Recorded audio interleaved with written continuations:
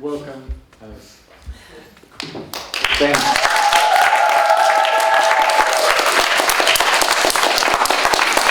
Although I respect everyone who prioritize their boundaries and to not be here, I also respect you guys for overstepping your boundaries and showing support and interest.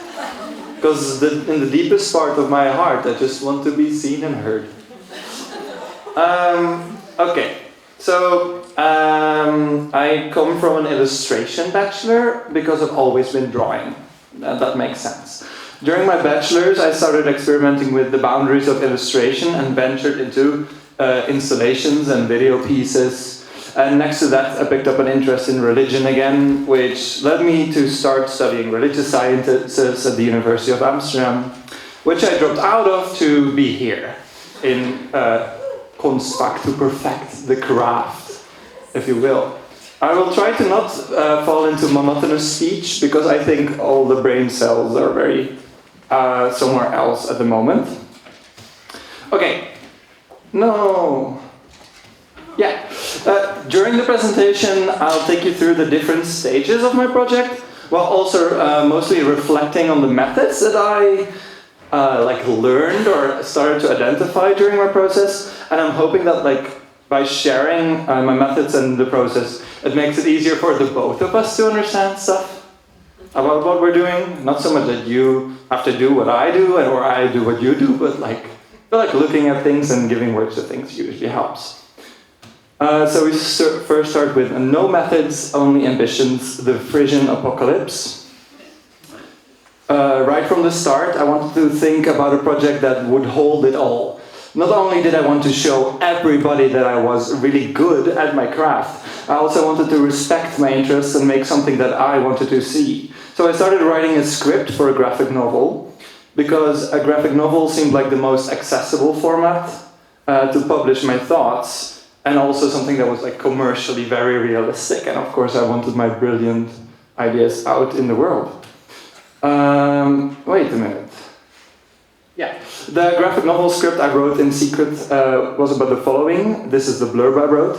Two friends are caught in the midst of a biblical apocalypse. Supernatural forces present themselves in the mystical Frisian language and aid in conversations about the role of queerness in spirituality, religion in a changing modern society, soul-searching during the end of days, and esotericism in a capitalist system.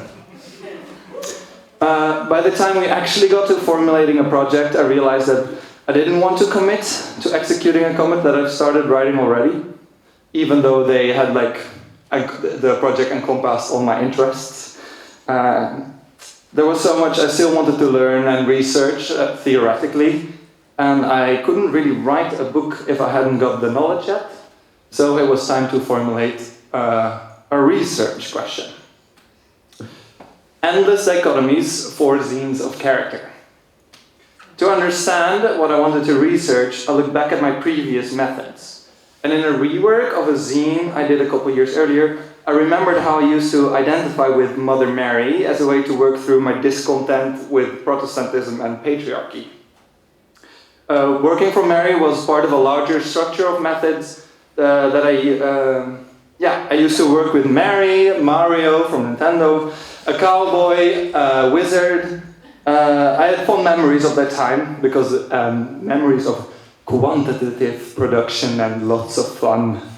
So to resurrect the method, I created a structure to deal with the themes I wanted to deal with now, which are mostly queer, gender and sexuality, and institutionalized religion, neoliberalist spirituality.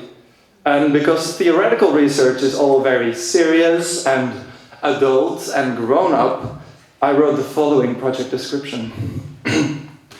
A vulnerable research into the dissonance and harmony of the inherent infinity of the human experience with the carnal desires and needs of the fleshly body. The research will be formulated in 4 chapters: of the flesh, the jester and the whore, of the infinite, the wizard and the angel. In these chapters, the aforementioned characters will be explored in writings and drawings, although the majority of the content will be designed and written by me, Schievink. Collaborations with people with affinities to the characters in question will be incorporated into the works as well. Each chapter will take place in the confines of a zine-like publication. Upon completion, the zines will be compiled into a larger publication. I'm sure this sounds very stimulating and vulnerable and enticing, but it didn't lead me to much actual drawing. I got stuck in learning and trying to get to know everything there was to know about gender and religion, which didn't get me very far visually. But it did lead me to Naomi R. Goldenberg, who is a feminist theologian. And she stated the following in a feminist critique of Jung, because Freud's guys usually need some feminist critique. I'm suggesting nothing less than breaking down the hierarchy of the mind, to which all other hierarchies and authority structures are linked, whether political, economic, or religious. And when I read this, I started to understand what I was trying to do. It perfectly describes the possible role of symbolical visual communication within activism, because it's a way of using spirituality and using the inner world to communicate through an outside world, from inner world to inner world. And I think she really formatted what I was trying to do. So, an experimental approach to systems allows us to playfully think about our identities and positions in different hierarchies. Remember that at the height of young adult fiction, everyone could tell you that they were either a Dauntless or an Erudite, a Hufflepuff or a Slytherin, TERF, and to a lesser extent, because some writers recognize that identity systemization is often imposed by others instead of something inherent, a coal miner from District 12 or a lumberjack from District 7. Like in the Hunger Games, the systems I created kept dysfunctioning. Even though metaphors and symbols work perfectly in the first two sentences of the allegory, they start misaligning the more you go on. What if I feel a feminine type of horny, but in a pondering, ethereal kind of way? Am I the whore, or the angel, or even the wizard? What if I have a conversation about the body, while the company of another person makes me forget I even have one? In which realm am I functioning during this situation? Dichotomous thinking is a tool, but it's never a solution. Because I got disappointed in absolutes and dichotomies, I decided to throw myself into the polar opposite, which is, granted, quite a dichotomous thing to do. So in an interview with American painter Amy Silman, I came across the term pathetic, which led me to write the following manifesto. Today, bathos refers to rhetorical anticlimax, an abrupt transition from a lofty style or grand topic to a common or vulgar one, occurring either accidentally through artistic ineptitude or intentionally for comic effect. Reject absolutes, reject dichotomies, reject binaries, reject structuralism, reject terminology, reject definition, reject fundamentalism, reject identity, reject titles, reject names, reject nationality, reject the concrete, reject total rejection. Embrace constant exegesis, embrace attempts, embrace failure, embrace queerness, embrace spectrums, embrace approximates, embrace change, embrace the malleable.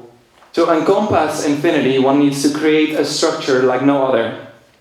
A structure that surpasses all forms of structures that came before. To make space for the never-ending, the infinite, one needs to never end. So, using this first method of experimental systemization, it was time to form a research that actually tied my themes into my practice. Flesh and Infinity, the research. Making space for the infinite to break down harmful authority structures. That became the rough name for what I told myself I was doing. By being vulnerable and open about my thoughts and feelings regarding having a body and entertaining the possibility of a soul, I hope to create a certain peaceful common ground, to rebuild the dynamics between differing parties. The question that remains was, how would I do this as an illustrator? Which brings the next method, dowsing rods and attention spans. 4-panel comics. I'm trying not to speak really fast because I have the tendency to do so. I think it sounds very well-paced. If I wanted to make a graphic novel, not to impress, yes to impress. If I wanted to make a graphic novel to impress everyone with my impressive skill set and profound knowledge, I would need to be honest with myself. There was a reason I had never done a graphic novel, because I almost never drew a character twice. I can hardly finish a movie when I don't get lured in with catchy songs and bright colors. And the comics was a separate department in my bachelor's, so there was a reason I wasn't in it. But I had written all these texts during my research phase, and it felt very poetic and smart, and I didn't want to lose that. And because comics are the only respectable format that combine text and image in a digestible way, I had to choose a form of comics that suited me. So I started experimenting with 4-panel comics. These drawings here don't have anything to do with my process. I just drew them at the time. I'm going to read the comics with you guys. If some human cultures already have differing understandings of gender, then why would the infinite God adhere to a European hegemonic binary system? If we state that God does not or would not do that, how, then, would we use gender and gender performance in religious and esoteric rituals? And the second one, the person is like watching a little esoteric YouTube video essay on the couch. Sometimes I'm afraid that I use my quest for transcendence as an excuse to not do my dishes. So for these comics, I started taking short sentences and parts of text I'd written down in my notes and turning them into comics. This way, I didn't have to think about dramaturgy and character development or even consistency. The text also became less dry and pretentious because there was a funny character who could say the things I wanted to say. And this way, the character was pretentious and the character was dramatic, and I could be humane and charismatic and not cringy at all. This way, I started to have a lot of fun making them, and I started making a lot of them. When I thought I would be disappointed in being unable to make a graphic novel in a classic sense, I found joy in doing what I actually could do. I recognized that most of my stagnation was a product of preconceived notions of what success and productivity looked like. But when I removed as much pressure as I could, because let's be real, it's never the things you want to internalize that you actually internalize, I started being vulnerable by making things that felt real and that people liked.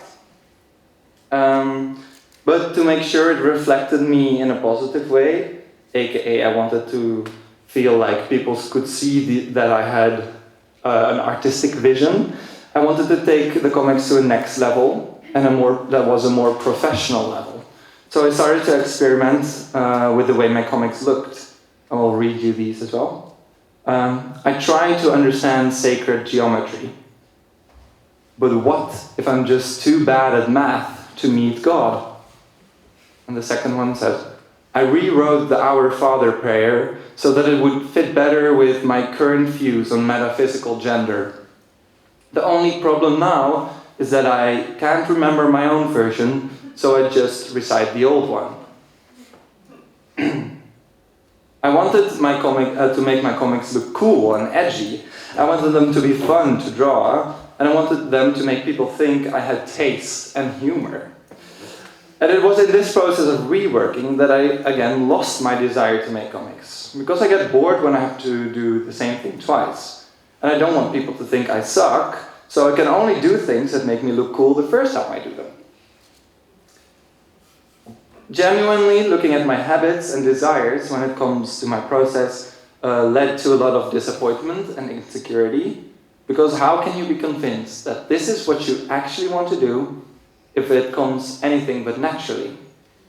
But after overcoming initial despair, I recognized what I had to work with, and that if in the right conditions, I could produce stuff that pleased most parties, and a lot of stuff too.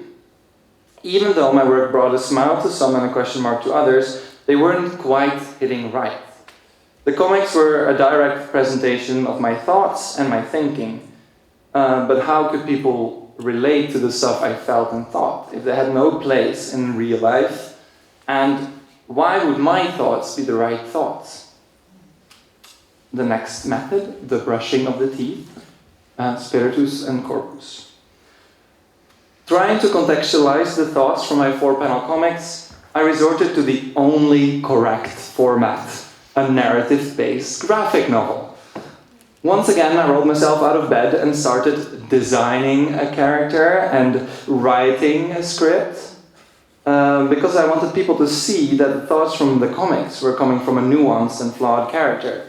So I saw little choice but to write a larger narrative. This did not solve any of my problems. It just resulted in more pages of a guy thinking around. Nothing happens in a story that's just thoughts. And that's why it's so boring to talk to stoner bros. So I turned my one annoying character into 2 annoying characters. Their working names were Spiritus and Corpus because they represented a person in tune with their body and a person in tune with their spirit. But in a cool way, because it's in Latin. And the tension between them drove them to question their ways of life, which would lead the overarching discourse about dualism that I intended to write about. And I got really excited about this character-driven research because all of a sudden I could write about people I knew and things that happened to me. So, for example, I wrote about the conversation I had after a night of dancing that all of a sudden could kind of fit into my research.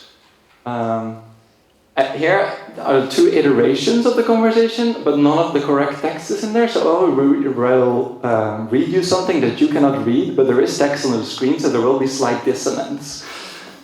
Okay, so one character says, I think I should head home. It's quite late, but I don't want to go alone. Would you like someone to accompany you? Yeah, that would be nice. Okay. Do you live far from here? I came by bicycle. Okay, I can hop on the back. It's a BMX. A BMX can easily fit on the subway. I don't think that's allowed. Who cares what happened on the subway at 4 in the morning? It's against the rules. You can just leave it here maybe and then pick it up tomorrow. I don't want to have to come back here tomorrow. Okay, then we'll go together on the subway. I don't want it to get stolen. It's a new bike. How do you want me to accompany to your house then? Maybe you can take the subway and I'll ride the bike and then we'll meet each other there. I'll just go to my own house tonight. Sleep well. Okay, let me give you my number then. Yeah, okay. Good night. So I really started to have more fun with writing and thinking of actual humane things again. But now I started having a hard time drawing because I didn't like the pressure of settling on a visual style, and I didn't want to draw the same characters over and over, and I didn't want to worry about perspective and other boring stuff. So I decided to accommodate my needs, as we learned, and optimized my process and resorted to 1-panel or 1-page comics because they exist and they are real and therefore respectable. In them, I found the joy of drawing that I missed in my 4-panel comics and the spontaneity and flexibility that I missed in the classic graphical novel format. When I presented them to the class, it became clear that the time I had spent on the images had paid off. The details and vulnerability made for a recognizable scene, which Emma and I dubbed the brushing of the teeth. Even though her music does not really speak to me, I would like to quote Taylor Swift, who said, I used to think that if you leave out all the details, that people could relate more. But I don't think that's the case, because I think that the more you let people in, the more they feel let in. And the more they feel like we all share something. Using that strategy, it becomes a lot easier to trust the road your feelings and thoughts are taking your process on and presenting them in an accessible way, even if you think that they're confusing and nuanced. But if your flawed and incomplete perspective is leading your research, how could you use your practice to learn new things? Which leads me to the German town, an arrangement of characters. Now I had this collection of drawings that I felt kind of good about. They shared similar themes that felt important to me. I liked the way they looked. People even expressed a certain connection to them. And I wanted to expand on my drawings in a way that would provide my thoughts with context and relatability. I wanted to make stuff that would form a coherent body of work. I wanted to be able to tell people what I was working on. Then, in a higher state of consciousness, I got zonked on Coca-Cola, I drank like several cans. I created the following drawings. And I had so much fun making these. Because I didn't think about anything really. They just came, and that almost felt like sort of illegal. But at the same time, because they came in such a rush and such earnesty, they really felt important. But how was I supposed to connect them to my work? So I remembered a visit to Berlin during my bachelor's, and after we had returned, I came up with this project called The German Town. The premise was that it was a town, and the only specific about the town was that it was not in Germany. And it never became anything, but the way it allowed me to connect random inhabitants to houses and roads was so much fun that the method had stuck with me ever since. It was like an excuse to start dreaming of a town that didn't exist and did not really have any rules. But it was a town.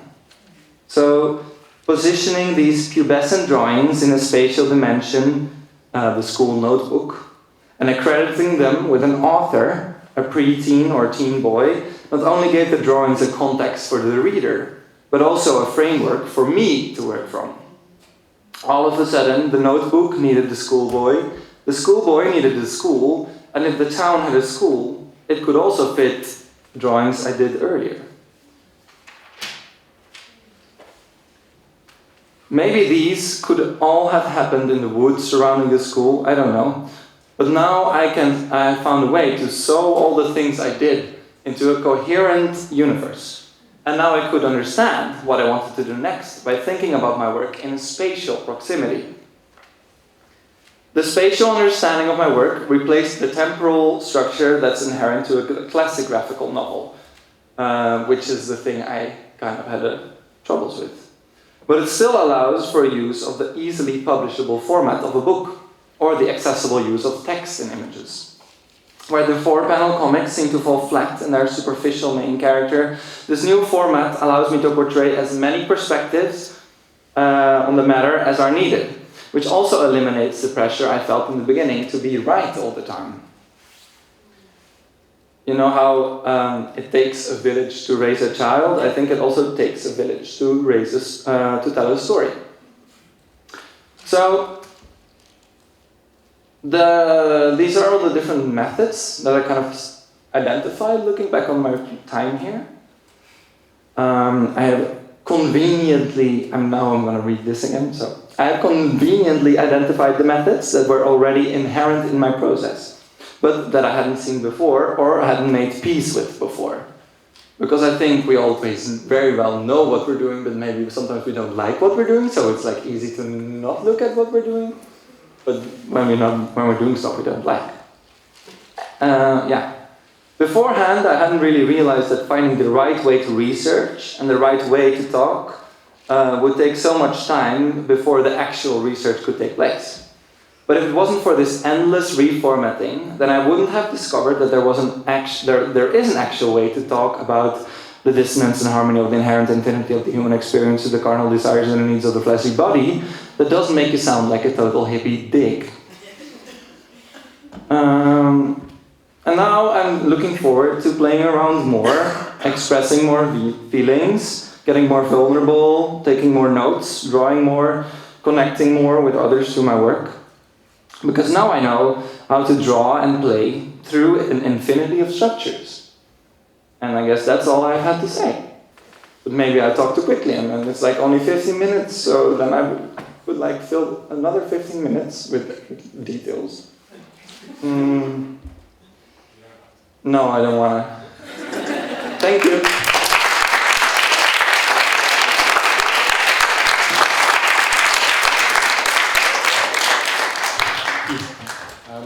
Any questions?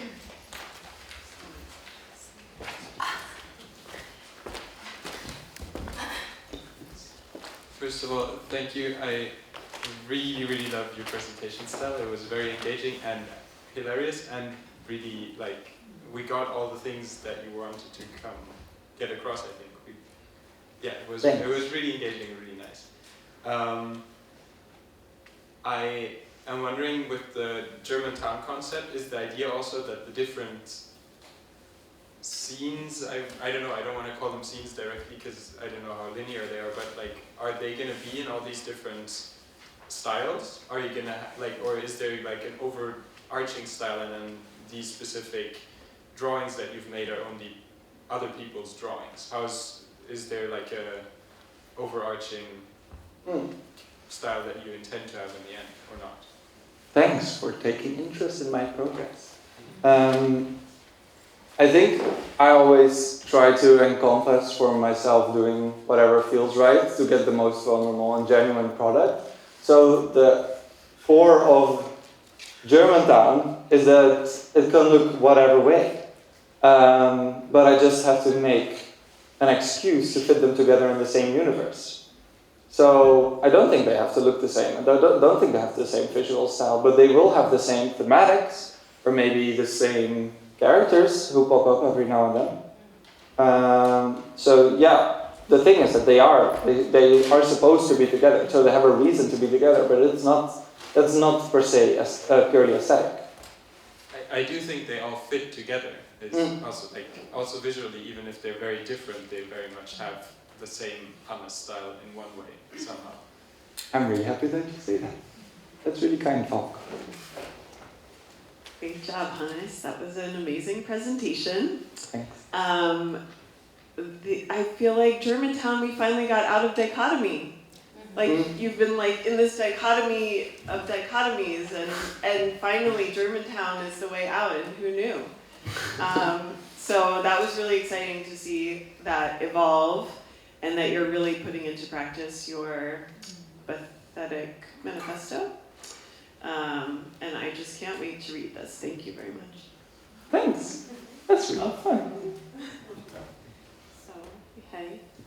I think I really love how you can take us, the audience, to this beautiful journey towards different spaces, different atmosphere, and creating different vibes also between those drawings and styles, and it makes it as a whole universe. So I feel like it belongs together. But it's exactly like me, and each of us, we have different moments, we have different journeys, and you can perfectly blend it together. I think the styles work well, and everything is connected. So I think you did a real job with the presentation, but I saw it before, and I see it, that everything belongs together. So, and I love those little drawings with the cat or a dog. I'm not sure, but I love the mix. Thanks, Kasia.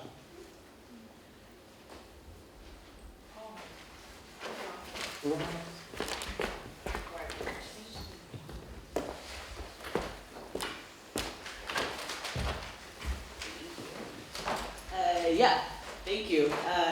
I think you have such like a strong visual language that's really, I feel so immersed in your work, and I think that's a really joyful thing, that you kind of build a whole world, and I feel very kind of secure and well taken care of within that space, even if it's challenging in a lot of ways, and so much more bigger than just the individual. But I don't know, I just have a question of like, what has brought you the most joy? Is there a specific piece? Is there like a specific part of this that you found like super fun to work with? Thank you for that question. It's a fun question, and also that's a nice thing to say, because sometimes I feel like in the rush of making things I don't consider the audience enough, and I'm so glad that you like feel that there's a place for you in the drawings. Although I really like to make these, and they like really make my brain go woozy in a really nice way. I think I had the most fun with this kind of stuff, where you can just be like a bit distasteful and a bit funny and like a bit experimental, just like thinking about things that represent sexually frustrated teen emotions. And that was also really fun with these. Like every time a drawing comes naturally and like you get into the sort of flow, that's the most fun part. And those are mostly not the most well calculated products, but I think the calculation always comes afterwards when you sober up. And I'm not talking, none of these are made on psychedelica, that's not what I'm going for. But you know, yeah. Thanks.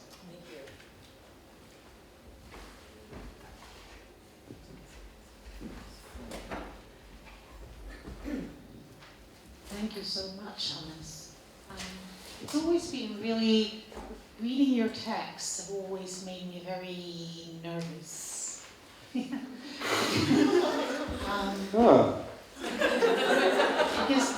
Because feeling, do I understand everything Hannes is saying? Am I, do I know enough to understand Hannes' writing? Right? They were these texts with all these concepts and words and sort of Latin thrown in really pressed my nervous buttons. How much do I know? Am I just pretending? Am I just a big fraud? Right? No, but truly, because they were, they are so much, not perhaps mimicking is the wrong word, but they are certainly plugging into the sort of, that you refer to as the theoretical, the academic discourse. They are very much there, doing the gestures. And for someone like me, with my background, you will become nervous because you don't really understand, and you feel that you should, yeah? Does that make sense to you? And I also remember when you wrote to me and asked about Blake. Yeah. And I was like, oh my God, do I know anything about Blake? Patrick said you did. Yes. I just presume. But I felt, with what I had seen of your writing and your talking and your, the words you used and the concepts you used, that so much was expected from me. Oh. You see what I'm saying? I mean, I'm being vulnerable and honest now. And so that was always a challenge, and perhaps more, and now I wish I could have relaxed more and read it and thought what you said when you said one needs to never end. Yeah. Because there is, that sense in the writing, that it sort of reproduces itself. And I got very carried along. And then it was so wonderful to see, to hear about you talking about this German town as the space which places limits on that which never ends. Mm-hmm. And that gave me such a sense of peace as well to hear that. And of course, because that which never ends is sort of, and text is of course always working in through time. Mm-hmm. It's like that. Whereas the space is, something that can be, it is delimited, but within that, you can have all these times present. So when you show this picture of the schoolboy, you remember, because you show, and I was like, yes, I finally understand. I don't have to feel stupid anymore. And I understand in the way that, it makes me feel and slowly sort of see what I see here, what I see, what I understand from my perspective. For example, thinking that was an hourglass, do you remember? Yeah. Because I was thinking monastery, and of course everything you've talked about before was very much present in my reading. And then Elder saying, no, it's I can't even remember what it's called.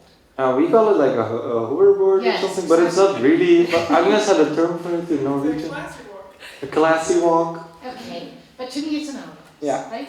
And so that, and, you know, that is wonderful, because then time here, this sort of sense of things that never end, just goes on. Text just reproducing itself, language just, you know, words feeding, you know, giving birth to new words and new words and new words. And I'm like, where am I? You know, do I understand? Can't it stop? I'm getting me so pressured. And then being in this and being allowed, because of the, you know, nature of the image, to move around in my own time and see all the elements and see the story and the timelines in one space. Yeah. Does that make sense to you when I say that? It does. I think you captured really well what I like. So I mean, I usually don't share what, you know, I thought or felt when, you know, when I read things. But this time I really wanted to, because it's been hard. I mean, I felt not good enough, you know. I'm so sorry, that's horrible. Don't be sorry about that. No, that was my insecurity. Yeah, no, but it's also my insecurity. So like I did a great job projecting that That's onto kind you. of wonderful that our insecurities could meet. But then, this, when I saw this, you know, and the other images you showed when you reached the Germantown place, I could, you know, finally relax and just enjoy and take pleasure in reading the image. You know, seeing what it does to me, how it affects me, what it awakens me. Yeah. And I think that was really, I think it was wonderful that you shared this process. And yes, you talked way too fast in the beginning for me. But that was also part of it, you know, that you did that. And then also having, you know, you talking in a much slower, more sort of human way towards the end. I think that was really beautiful too. Yes, it was a stylistic choice. Yes, yes, it was, wasn't it? Yeah. And that, you know, because I feel everything that Hannes presents is thoroughly thought through. Definitely. And he has covered every exit and every entrance. So he will know if someone comments without understanding, without knowing, he will know and he will see that. Yeah? Yeah, I'm like God, really.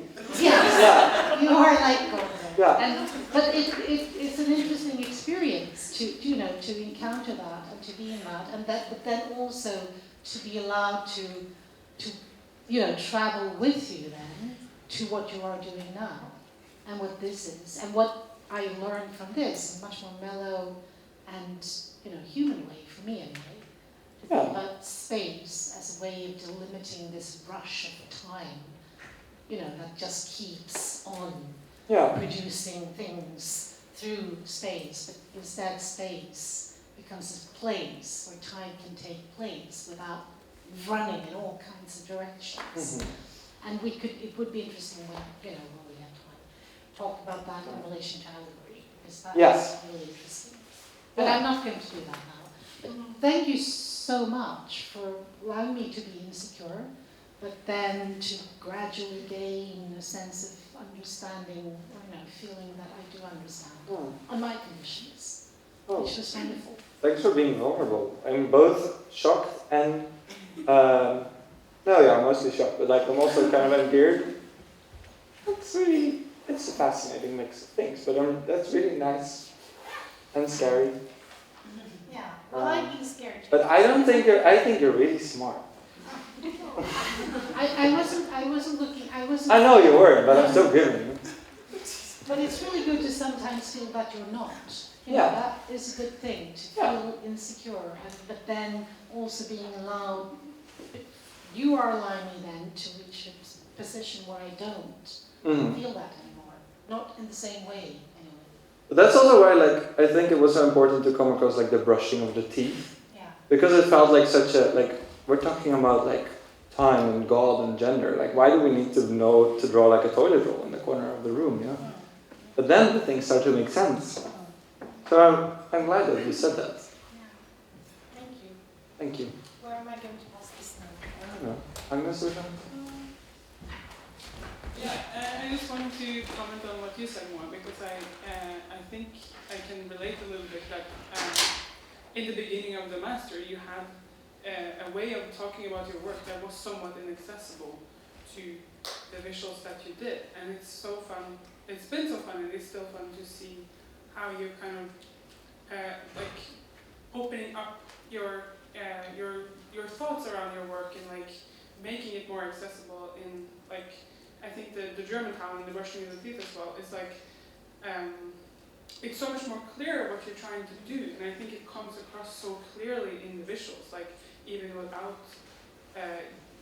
your talk around it. So that's been really fun, I think. But I wanted to just to you as well more. I definitely can relate to not knowing how to engage with the way you, especially in the beginning of the master, talked about what you were trying to do, because I couldn't picture that. Mm-hmm. But here it is, and that's really fun. Thank you. That's like the best thing that could happen. I wanted that to happen. I'm so glad that you say that it happened. Thank you so much, Hannes, and thank you for taking us through your whole process, because it's been a lot of stuff happening in a short space of time. It feels like. Yeah. Thanks for I was wondering if maybe you don't want to do this because sometimes you shouldn't talk about stuff that you haven't done yet, because then you might jinx it. But I know that you have, like, I wonder if you want to talk a little bit about the Germantown and some of the places and inhabitants that you have there, because I know we have quite a few plans. Yeah. So one concept I had for one of the inhabitants of the Germantown is someone that keeps writing love letters to like an unresponsive godlike lover with their existential questions, and that for me was like a way to also have this space where I can dive into having fun with poetry and text, and also inspired on Blake's typography, because I think that's really fun. And I also like I'm thinking about like crafting like the character of sort of what's it called, like a blacksmith or something, because then I can like also start to thinking about like some iron sculptures, and like I can do sculpture but without like the hard part, which is actual sculpture. So I can draw sculptures, and because I can just make up someone who does them, and I can like do anything that I want, and I just make up a guy who does it, and then I'll pretend to be the guy, and then I can do it. So I don't know, lately I have not made up any new inhabitants, but yeah, it's been a good way to think about that, I guess. But I'm glad you're excited too. And yeah, I don't know what to say more, because I feel like I've been a bit detached lately from actually thinking about the work. But I don't know, well, I'm looking forward to doing stuff again. That's good. Thanks for helping me to stay there during the journey, Emma. I was wondering, this is just like sort of an aside, but I don't know if this is true in other places in Europe, but in the US, there are a lot of places called Germantown. Really? Are you aware of this? No. What is a Germantown in the US? Because a lot of German immigrants, when they resettled in the US, then that area became known as like Germantown or German Village. So like where I grew up, there was German Village. That's like a neighborhood. That's the name of the neighborhood. So there actually are German. And it makes sense, because they're not in Germany. They're not in Germany. Right. So you have to identify them. German towns. But anyway, just sort of a fun little aside there. Yeah, no, well, we'll have to research that to see if it still works. No, it's still, I mean, I don't want you to change anything. I just was like, thought that could be fun on your list of places to go. Thank you, Lindsay. The United States never fails to amaze us with new facts.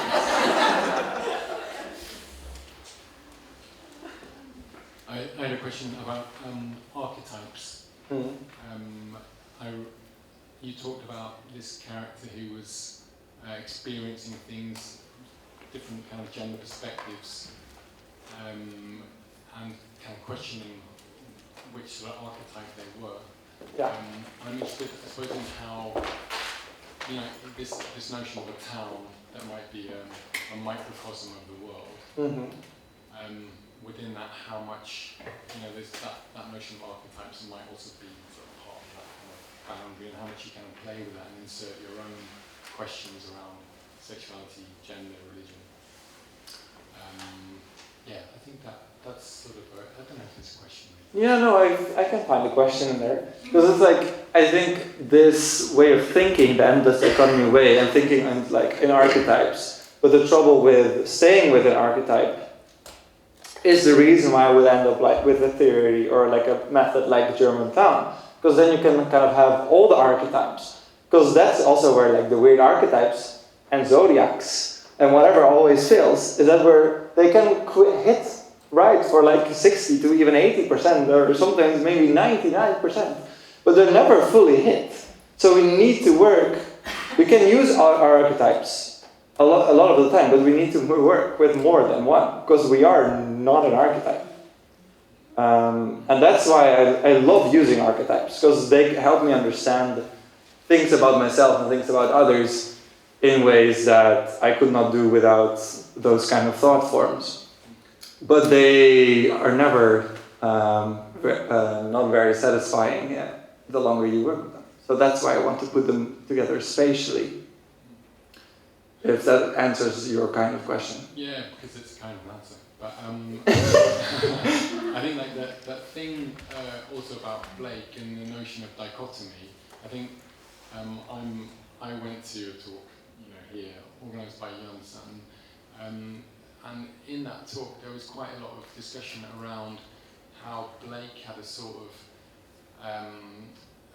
he had this challenge of mixing type, like words and image, and as I remember the presentation, that for him was resolved in the copper plate, where he through kind of etching his handwriting on the same plane as the image, in a way, he sort of like created a single plane, and that's like where that dichotomy sort of ended. And there's something interesting that in there's a question in that about medium and how, this is a lot of work where we can see that your presentation has been kind of tuned to, for this situation.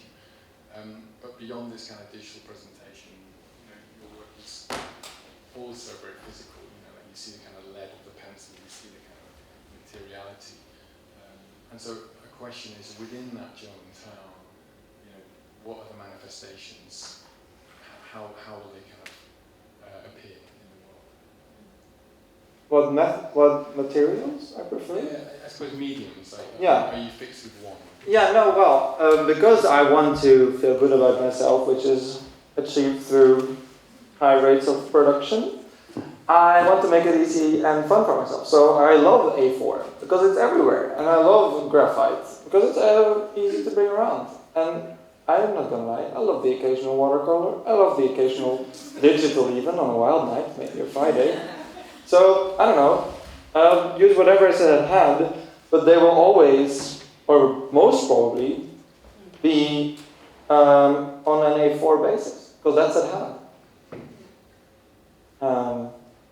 Yeah. It's also German. The A4 is German. Oh, look at that. I'm not German, by the way. I want to make that clear. Any final thoughts or questions? Thanks for sticking with me till like really late.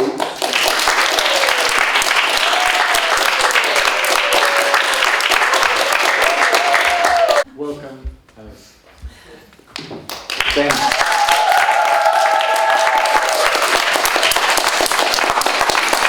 Although I respect everyone who prioritize their boundaries and to not be here, I also respect you guys for overstepping your boundaries and showing support and interest. Because in the deepest part of my heart, I just want to be seen and heard. Okay, so I come from an illustration bachelor because I've always been drawing. That makes sense. During my bachelor's, I started experimenting with the boundaries of illustration and ventured into installations and video pieces.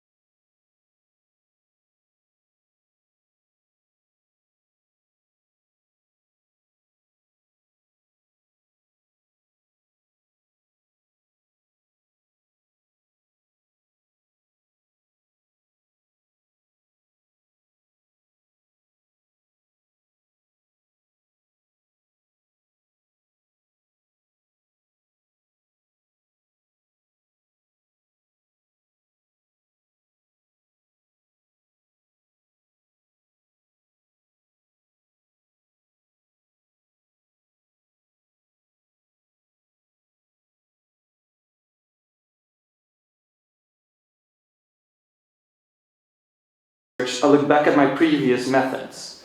And in a rework of a zine I did a couple years earlier,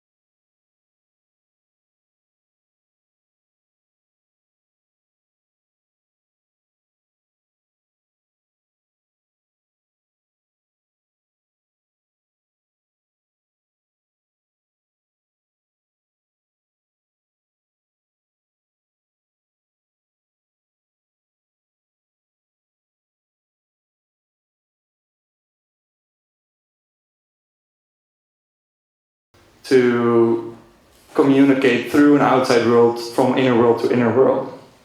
And I think she really formatted what I was trying to do. So an experimental approach to systems allows us to playfully think about our identities and positions in different hierarchies. Remember that at the height of young adult fiction, everyone could tell you that they were either a Dauntless or an Erudite, a Hufflepuff or a Slytherin, TERF, and to a lesser extent, because some writers recognize that identity systemization is often imposed by others instead of something inherent, a coal miner from District 12 or a lumberjack from District 7. Like in the Hunger Games, the systems I created kept dysfunctioning. Even though metaphors and symbols work perfectly in the first two sentences of the allegory, they start misaligning the more you go on. What if I feel a feminine type of horny, but in a pondering, ethereal kind of way? Am I the whore, or the angel, or even the wizard? What if I have a conversation about the body, while the company of another person makes me forget I even have one? In which realm am I functioning during this situation? Dichotomous thinking is a tool.